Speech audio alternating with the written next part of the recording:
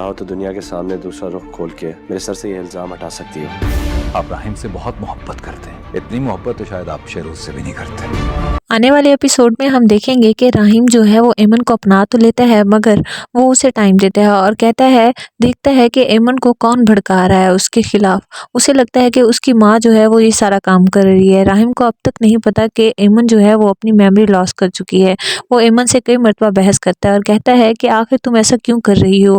एमन जो कि आफिया के कहने पर ही सब कुछ कर रही होती है, मगर उसे ये भी नहीं पता कि उसे कुछ याद आया है या नहीं। वो सिर्फ सुनी सुनाई बात पर राहिम पर इल्ज़ाम लगाती है और उसे यही लगता है कि राहिम ही उसका गुनहगार है। वो काफ़ी बहस करते हैं। इस पर एमन कहती है कि अब तक तुमने मुझे क्यों छुपा के रखा है, तुमने अपने माँ बाप से मुझे क्यों नहीं मिलवाया। इस पर राहिम कहता है कि तुम्हारी ये ख्वाहिश भी मैं बहुत जल्द पूरी कर दूंगा। नेक्स्ट टाइम यही सोचता है कि मैं इसे अपने माँ बाप से मिलवा दूंगा ताकि इसका ये वहम भी दूर हो जाए, जो कि राहिम तो अभी बिल्कुल ठीक है एमन के लिए। वो शादी भी उससे इस वजह से करता है कि शायद आफिया जो उसकी सुतेली माँ है वो उसे धमका रही है, तो एमन ऐसा कर रही है।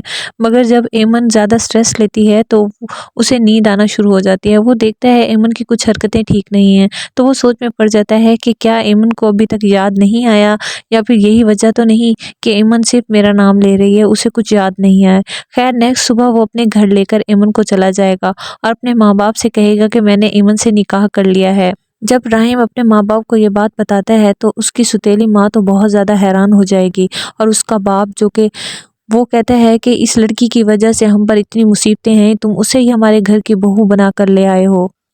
जब राहिम का बाप अपनी बीवी के साथ बैठता है तो कहता है कि ज़रूर कोई बात है, राहिम इतना बड़ा कदम ऐसे ही नहीं उठाता। इधर राहिम जो है एमन से पूछेगा कि अब तो तुम खुश हो कि मैंने तुम्हारे कहे पर सबसे मिलवा दिया, अब तो तुम्हें मुझ पर कोई शक नहीं। तो इस पर एमन कहेगी कि इसमें ही आपका ही कोई फ़ायदा होगा, आप सिर्फ ये चाह रहे हैं कि मैं आपको गुनहगार ना समझूं जबकि आप मेरे मुजरिम हैं। लेकिन दोस्तों होना ये है कि एमन को अब आहिस्ता आहिस्ता सब याद आ जाएगा, क्योंकि वो नहीं जानती कि वो सब कुछ भूल चुकी है और राहिम जो है वो एक अच्छा इंसान है। एमन के आते ही आफिया जो है वो बहुत ज़्यादा परेशान हो जाएगी और अपने बेटे छोटे बेटे जो है शहरोज़ की सारी तस्वीरें छुपा कर रखेगी, और इस डर में कि कहीं एमन को सब याद ना आ जाए और शहरोज़ की तस्वीर देखते ही वो आपे से बाहर ना हो जाए और सोचे कि यही मेरा मुजरिम है, और सच सारा सच सामने आ जाएगा। आफिया जो है वो शहरोज़ को इस पर शहरोज़ बहुत ज़्यादा खौफज़दा हो जाएगा, कहेगा कि भाई ने बहुत बड़ी चाल चली है सिर्फ मुझे गलत साबित करने के लिए कि मैं गलत हूँ।